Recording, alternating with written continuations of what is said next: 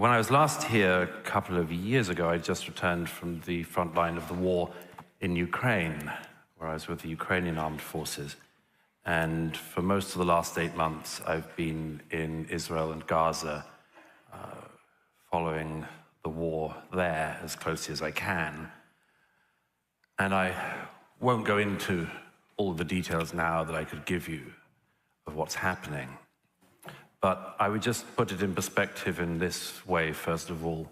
What happened on the 7th of October was not just a massive attack on innocent people inside Israel. It was the equivalent to about 6,000 Canadians being massacred and burned in their homes in one day. It was the equivalent of about 1,500 of your fellow Canadians being taken hostage.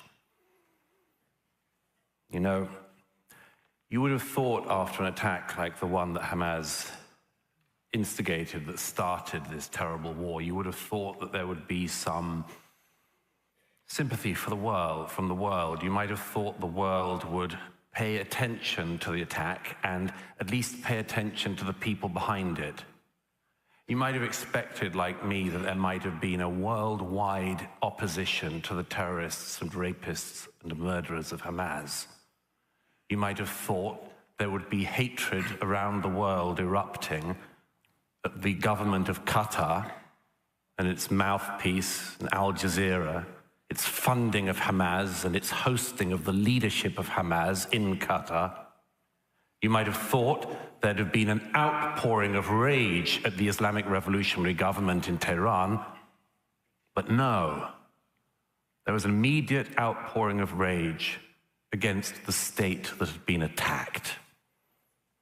Bring back our girls, we had 10 years ago in the war in northern Nigeria, which I also covered. Bring back our girls. No international campaign saying bring back our Jewish children. Believe all women, we've been told for years, but turns out not if the raped women are Jews. Israel is the only country in the world which, when it's attacked, gets attacked more. You know, the interesting thing about anti-Semitism is, as my late friend Jonathan Sachs said, it's a shape-shifting virus. It moves across the centuries. When you could hate people for their religion, the Jews were hated for their religion. Then you couldn't hate people for that anymore, so people hated the Jews for their race. And then after the 20th century, people realized that wasn't such a great idea either. Now the Jews are hated not for their religion or their race, but for having a state.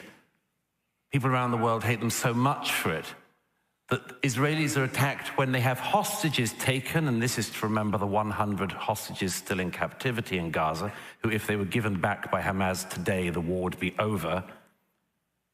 And they're also attacked when they rescue their hostages.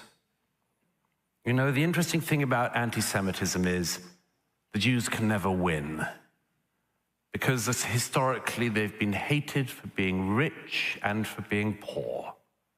They've been hated for integrating and for not integrating. They were hated for being stateless. Remember, rootless cosmopolitans, the far right used to say. And now they're hated for having a state. Today, the only really acceptable form of anti-Semitism, aside from the sewers of the far right, the only real tolerated form of anti-Semitism is anti-Zionism. And Zionism, as we just heard, is simply the right of the Jews to self-determination in their historic homeland.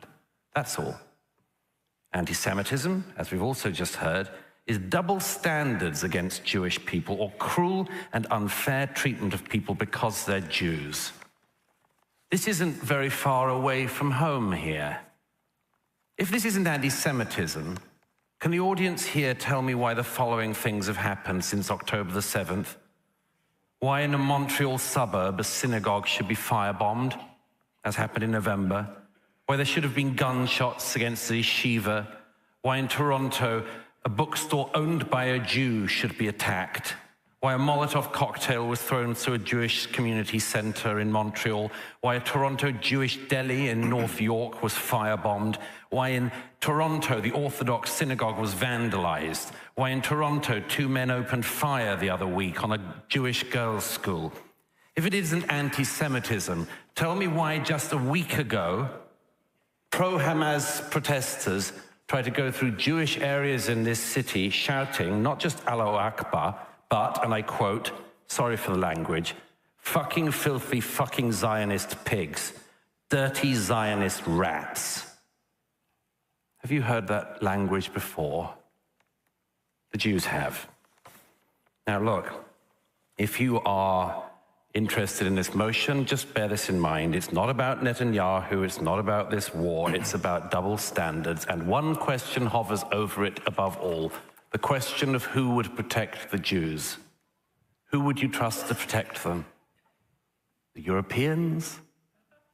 The Arab world? No. History shows only one people will protect the Jewish people. The Jewish people.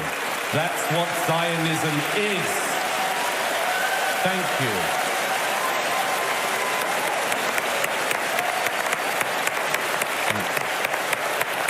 And finally, I just want to say this. It's perfectly obvious, I said at the beginning, that you can get anti-Semitism from all directions. This just happens to be the major direction which is coming in at the moment, in the guise of anti-Zionism.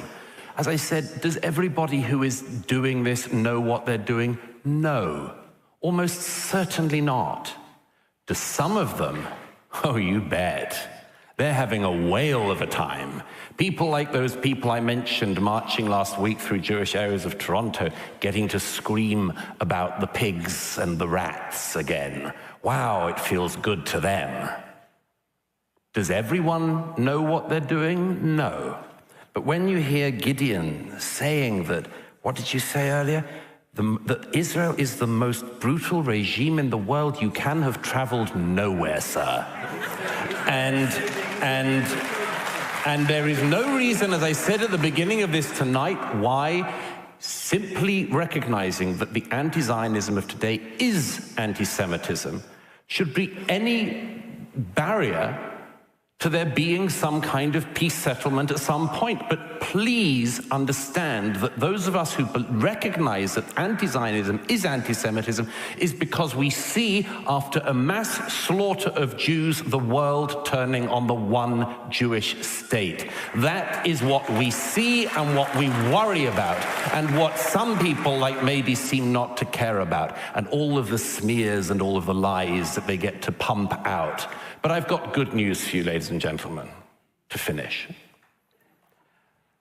I hope very much that you vote the right way tonight, obviously.